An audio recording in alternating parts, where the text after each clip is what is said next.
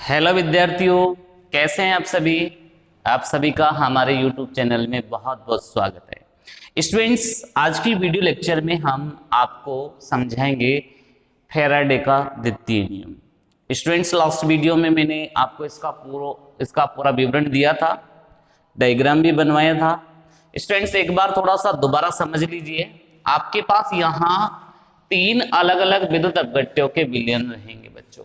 तीन अलग अलग विद्युत अपघट्यों के विलयन रहेंगे। जैसे बच्चों हम बात कर लेते हैं, आपके पास एक विलयन है कॉपर सल्फेट का। कॉपर सल्फेट का विलयन है, विद्युत अपघट्य का काम करेगा ये बच्चों। दूसरा बच्चों आपके पास सिल्वर नाइट्रेट का विद्युत अपघट्य विलयन है। और तीसरे में आपने क्या कर दिया, सल्फ्यूरिक अम्ल का विद्युत अपघट्य का विलयन ले लिया। स्टूडेंट्स, इसमें क्या कर दिया आपने, हाइड्रोजन इलेक्ट्रोड को लगा दिया। आपने क्या कर दिया, इसमें हाइड्रोजन इलेक्ट्रोड को लगा दिया और यहां से हाइड्रोजन गैस मानक परिस्थितियों में हमने पास की। मानक परिस्थितियां सभी बच्चे जानते हैं क्या होती है, 298 केल्विन ताप और 1 एटीएम दाब। ये बच्चों स्टैंडर्ड कंडीशंस होती है। इन स्टैंडर्ड कंडीशंस में हम SHEC यानी कि मानक hydrogen electrode, standard hydrogen electrode. विद्यार्थियों, इन सभी में हमने इलेक्ट्रोड लगाया। ये ऐसे इलेक्ट्रोड लगा दिए, ये ऐसे इलेक्ट्रोड लगा दिए बच्चों। इसमें स्टूडेंट्स ये एनोड का काम करेगा तो ये कैथोड का काम करेगा, ये एनोड का काम करेगा तो ये कैथोड का काम करेगा, ये एनोड का काम करेगा तो दूसरा कैथोड का काम करेगा। स्टूडेंट्स, हम इनको एमीटर, बैटरी, कुंजी आदि से जोड़ देते हैं। आदि से हम इनको जोड़ देते हैं, ये आदि से हम इनको जोड़ देते हैं। स्टूडेंट्स, ये इस तरीके की व्यवस्था होती है। अब इसमें देखिए, इसमें कनेक्शन हम बनाते हैं। इसके कैथोड को इसके एनोड से जोड़ेंगे, इसके कैथोड को इसको एनोड से जोड़ेंगे। इस तरीके से विद्युत परिपथ को बंद कर देंगे। ये विद्युत परिपथ बंद हो गया। अब फैराडे का द्वितीय नियम कहता क्या है, इस नियमानुसार समान मान की विद्युत धारा समान समय के लिए, समान मान की विद्युत धारा समान समय के लिए भिन्न भिन्न विद्युत अपघट्यों के विलयनों में प्रवाहित की जाती है। तो कैथोड पर निक्षेपित द्रव्यमान, इन विद्युत अपघट्यों के विलयनों में कैथोड पर निक्षेपित द्रव्यमान उनके संगत तुल्यांकी भारों के समानुपाती होता है। उनके संगत तुल्यांकी भारों के समानुपाती होता है। विद्यार्थी, इसका मतलब ये हुआ कि M समानुपाती है E के। M समानुपाती है बच्चों E के। M समानुपाती है किसके, E के। अगर M समानुपाती है E के, स्टूडेंट्स M समानुपाती है अगर E के, तो देखिए आप इसको कैसे लिख सकते हैं। M समानुपाती E के है तो प्रथम विद्युत अपघट्य के लिए और द्वितीय विद्युत अपघट्य के लिए आप इसको कैसे लिखेंगे, माना कि प्रथम व द्वितीय विद्युत अपघट्य में कैथोड पर निक्षेपित द्रव्यमान M1 व M2 है।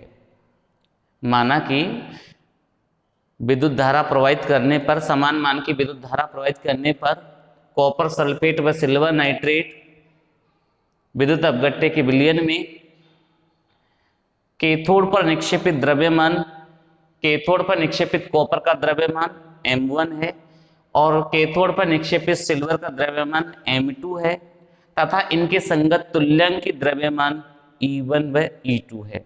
तो बच्चों, इस नियम को M समानुपाती E को हम कैसे लिख सकते हैं, M1 समानुपाती या M1 बटा E1 बराबर M2 बटा E2, ऐसे लिख दिया जाएगा बच्चों। इसको आप ऐसे भी लिख सकते हैं, M1 अपॉन E1 बराबर M2 अपॉन E2।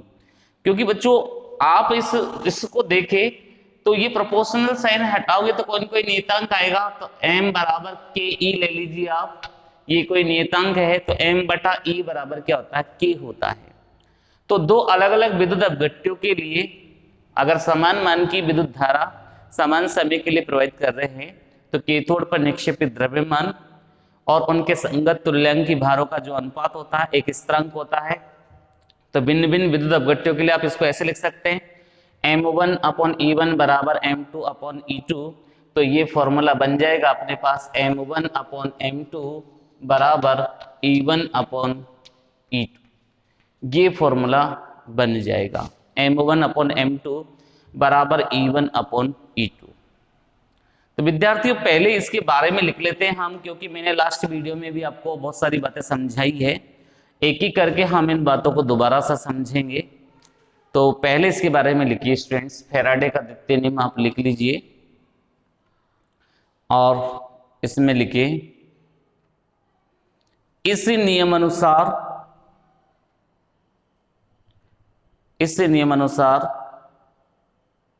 समान विद्युत आवेश की मात्रा विभिन्न विद्युत अपघट्यों की विलयनों में प्रवाहित करते हैं तो भिन्न भिन्न इलेक्ट्रोडों पर निक्षेपित द्रव्यमान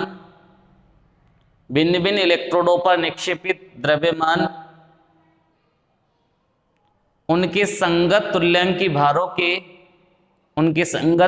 भारों के समानुपाती होता है।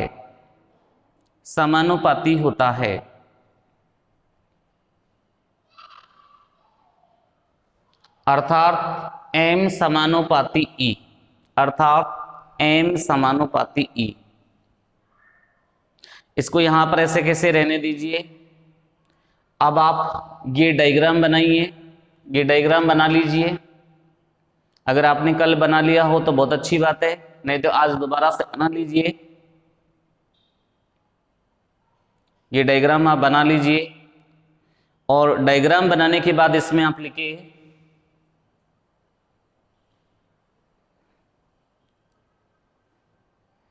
तीन भिन्न भिन्न विद्युत अपघट्यों के विलयन कॉपर सल्फेट, सिल्वर नाइट्रेट व सल्फ्यूरिक अम्ल बैटरी कुंजी व एमीटर से जुड़े हुए हैं।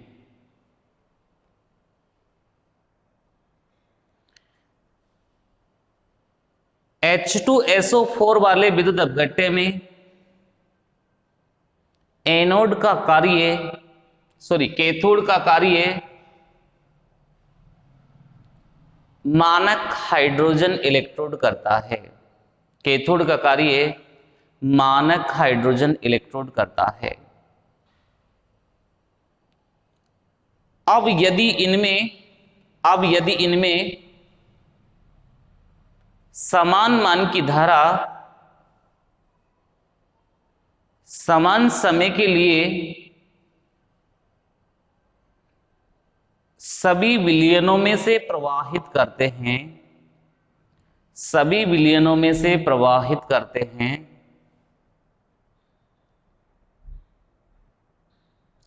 तो कैथोड पर निक्षेपित द्रव्यमान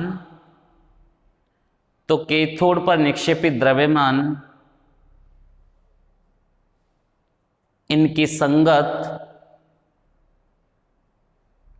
तुल्यांकी भारों के अनुपातों में प्राप्त होते हैं। नेक्स्ट लाइन में लिखना बच्चों, माना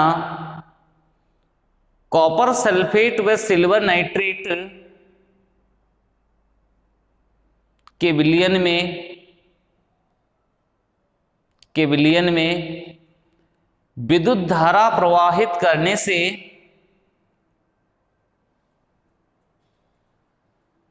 कैथोड पर निक्षेपित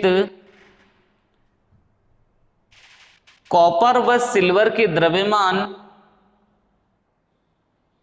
कॉपर व सिल्वर के द्रव्यमान स्मॉल m1 व स्मॉल m2 हो,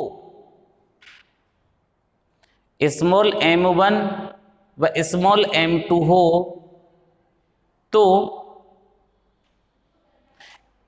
इनके संगत तुल्यांकी भार E1 व E2 होंगे, E1 व E2 होंगे, E1 व E2 होंगे। तो स्टूडेंट्स देखिए, हमने अब केवल कॉपर सल्फेट और सिल्वर नाइट्रेट की आपसे बात की है, कॉपर सल्फेट और सिल्वर नाइट्रेट की आपसे बात की है। तो देखिए स्टूडेंट्स, इसमें क्या होगा, इसमें क्या होगा बच्चों, इसमें देखिए, इसमें हम कह रहे हैं कि कॉपर कैथोड पर निक्षेपित कॉपर का द्रव्यमान, कैथोड पर निक्षेपित, निक्षेपित जानते हैं जमा होने वाला द्रव्यमान, कैथोड पर निक्षेपित, कैथोड पर निक्षेपित कॉपर का द्रव्यमान, कॉपर का द्रव्यमान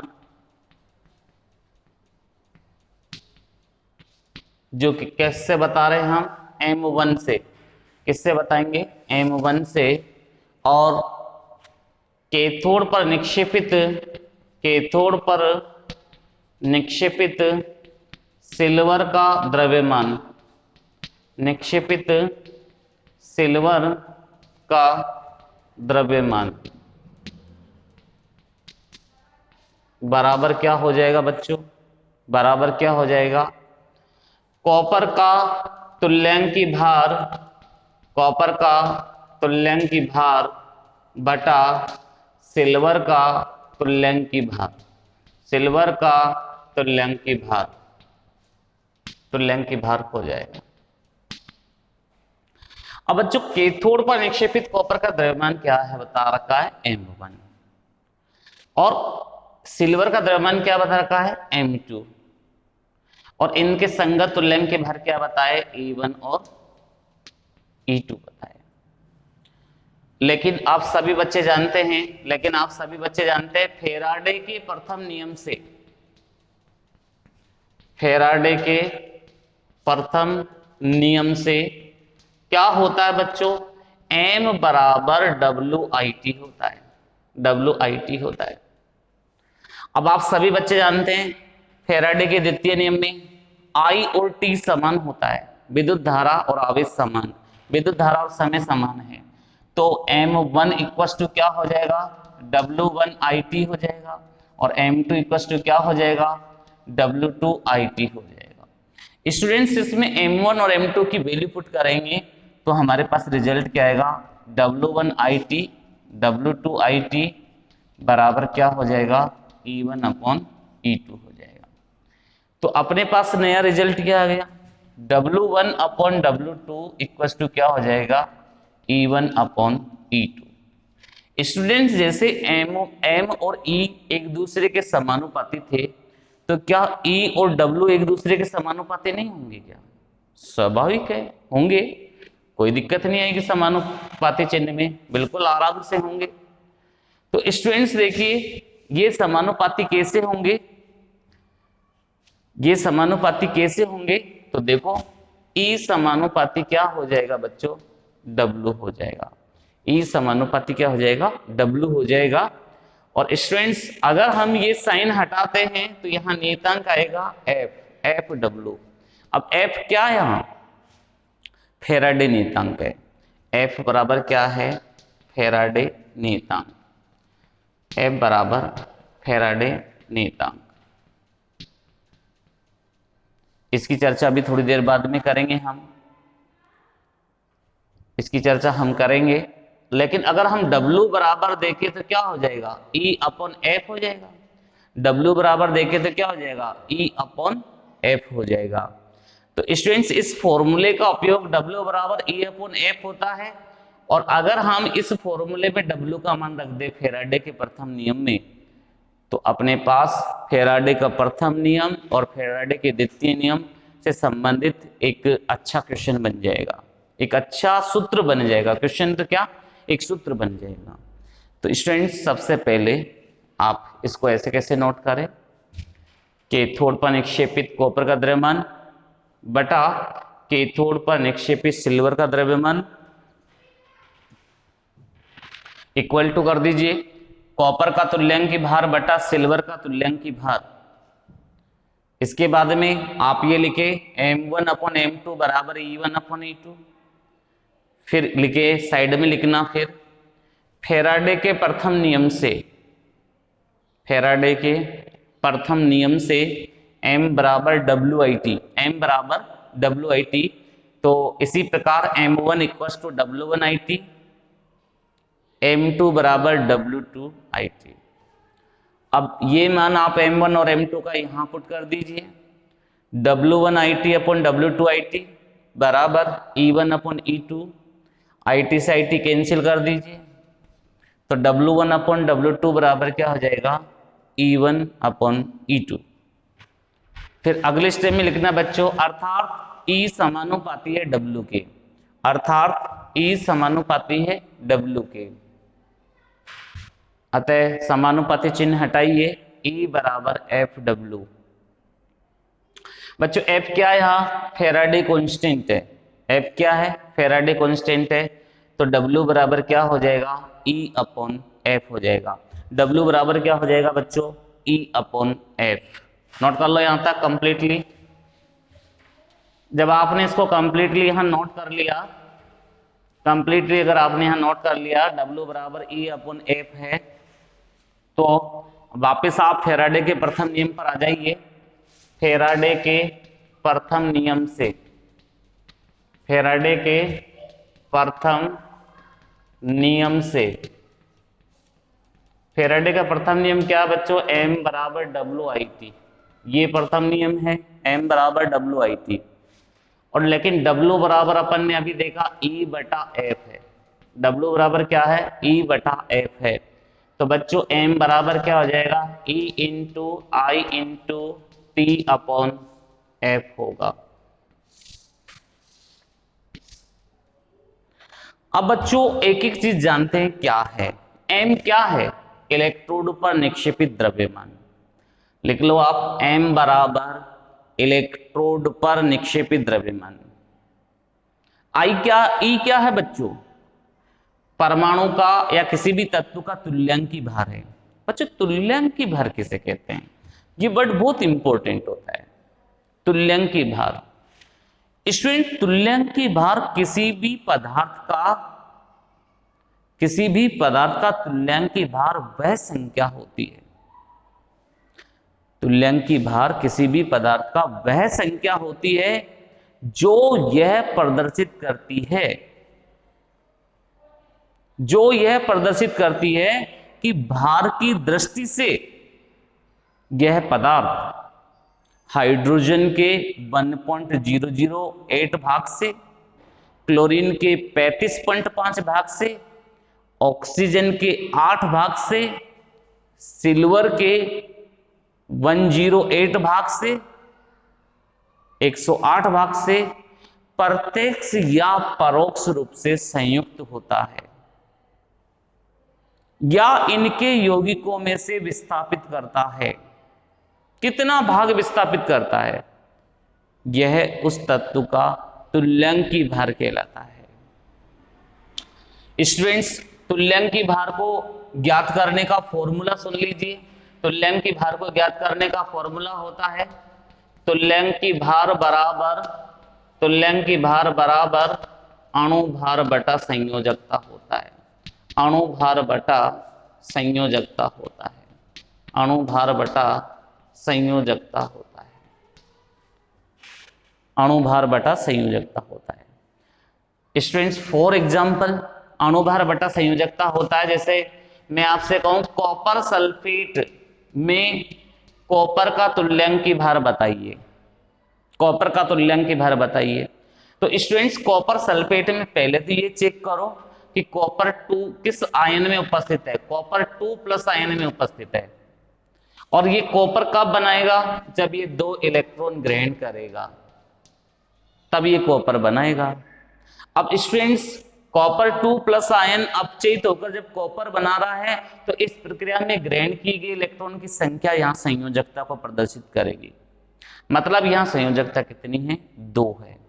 बच्चों अब देखिए हम केवल कॉपर की बात कर रहे हैं तो अणुभार की जगह पे कॉपर का परमाणु भार होगा, और कॉपर का परमाणु भार अगर आप जानते हैं तो 63.5 होता है। तो बच्चों कॉपर का तुल्यांकी भार यानी कि ई कॉपर इक्वल टू क्या हो जाएगा? 63.5/2। ये कॉपर का तुल्यांकी भार ऐसे हम ज्ञात कर सकते हैं। ऐसे बहुत सारे यौगिकों के तुल्यांकी भार हम आसानी से ज्ञात कर सकते हैं, या तो उनके तुल्यांकी भार दिए रखे होते हैं, नहीं दिए रखे होते हैं तो आप इस फॉर्मूले से तुल्यांकी भार कैलकुलेट करने की कोशिश करें। चलो आई क्या है? विद्युत धारा है। टी क्या है? समय है। एफ क्या है? फेराडे नियतांक है। बच्चे इस पे डिस्कस करते हैं। फेराडे नियतांक, फेराडे नियतांक होता क्या है? फेराडे नियतांक जो होता है एक फेराडे आवेश होता है, एक फेराडे आवेश के तुल्य होता है जिसका मान 96,500 कूलाम होता है। 96,500 कूलाम होता है। विद्यार्थियों ये जो एक फेराडे होता है, ये जो एक फेराडे होता है ये 1 मोल इलेक्ट्रॉनों के आवेश के तुल्य होता है। 1 मोल इलेक्ट्रॉनों के आवेश के तुल्य क्या मीन्स होता है? 1 मोल इलेक्ट्रॉनों के आवेश के तुल्य आप सब बच्चों को पता होगा। 1 इलेक्ट्रॉन पर कितना आवेश होता है? 1.6 इंटू 10⁻⁻19 कूलम। तो 1 मोल इलेक्ट्रॉनों पर कितना आवेश होगा? 1 मोल में कणों की संख्या कितनी होती है? आवोगाद्रो संख्या के बराबर।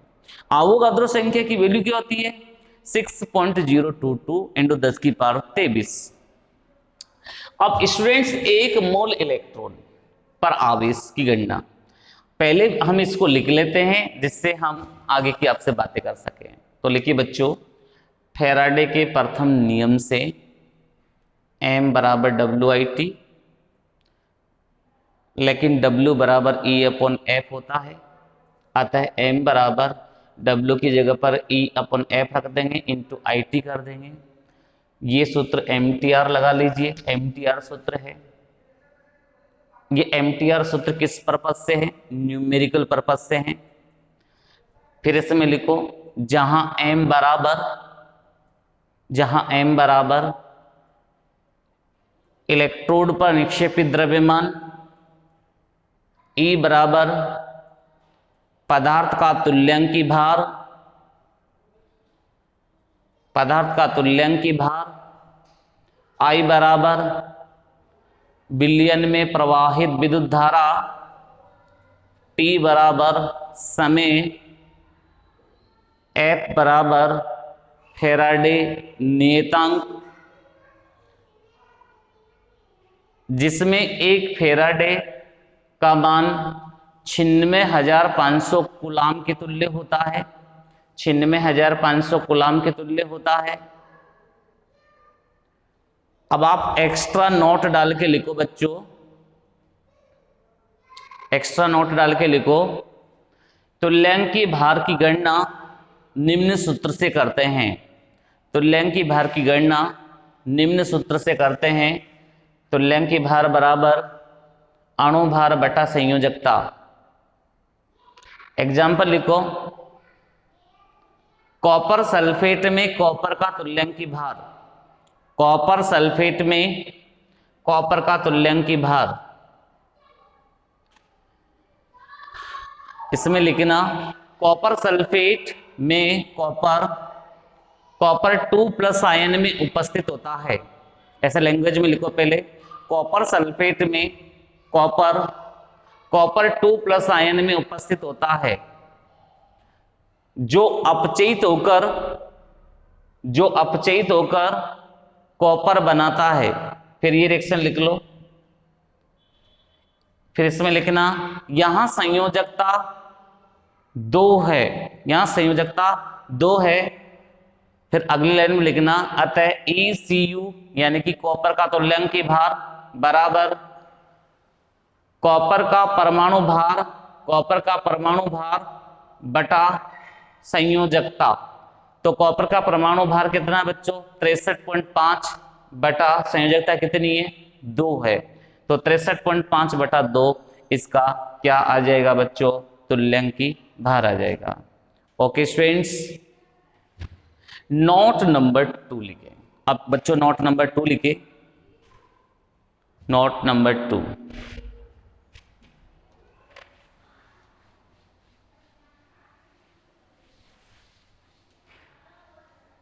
एक फेराडे आवेश का मान, एक फेराडे आवेश का मान, एक फेराडे आवेश का मान 1 मोल इलेक्ट्रॉनों के तुल्य होता है। 1 मोल इलेक्ट्रॉनों के आवेशों के तुल्य होता है। स्टूडेंट्स, 1 मोल आवेश 1 फेराडे, चलिए तो 1 फेराडे बराबर 1 मोल इलेक्ट्रॉन का आवेश, 1 मोल इलेक्ट्रॉन का आवेश, 1 मोल इलेक्ट्रॉन, मोल से तात्पर्य 6.022 इंटू 10 की पावर 23 और इलेक्ट्रॉन का आवेश 1.6 इंटू 10 की पावर -19। 10 की पावर 23 में से 19 जाएगा तो 10 की पावर प्लस के 4 बचेंगे। पहली बात तो 1.6 को इससे गुणा करते हैं 6.022 से, तो 16 से गुणा कर देते हैं। 16 दूनी 32 हासिल की 3, 16 दूनी 32 और 3 35, 16 छिके 96, 16 छिके 96 डेसिमल 3 और 1 4 अंक के बाद में, यानी कि 9.6352 इंटू 10 की पावर 4। तो अब बच्चों इसको सोल्व करोगे आप, अगर 10 की पावर 4 को सोल्व करोगे तो 96,352 कूलाम, जिसको अप्रोक्स अपन कितना मान के लिखते हैं? 96,500 कूलाम, 96,500 कूलाम। क्योंकि ये भी पूरी वैल्यू नहीं होती है, इसलिए ये भी बहुत आगे तक वैल्यू होती है, लेकिन मानते इसको 96,500 कूलाम के अकॉर्डिंग है। चलिए बच्चों ऐसे कैसे नोट कर लो, ऐसे कैसे नोट करें बच्चों? सॉरी,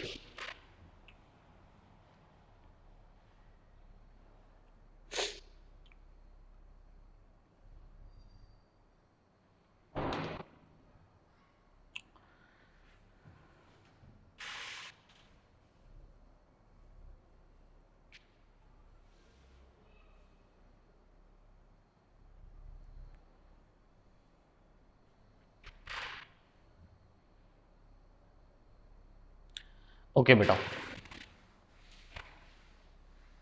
अब स्टूडेंट्स, इस फेराडे के नियम से संबंधित न्यूमेरिकल कैसे बनते हैं उस पर हम चर्चा कर लेते हैं। चलिए तो आपके सामने ये न्यूमेरिकल देखिए स्टूडेंट्स, ये न्यूमेरिकल लेते हैं हम। कॉपर सल्फेट के विलयन में, कॉपर सल्फेट के विलयन में, कॉपर सल्फेट के विलयन में 1.5 एम्पियर विद्युत धारा 10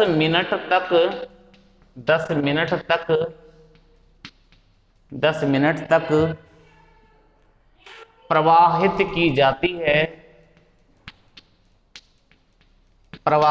की जाती है, तो कैथोड पर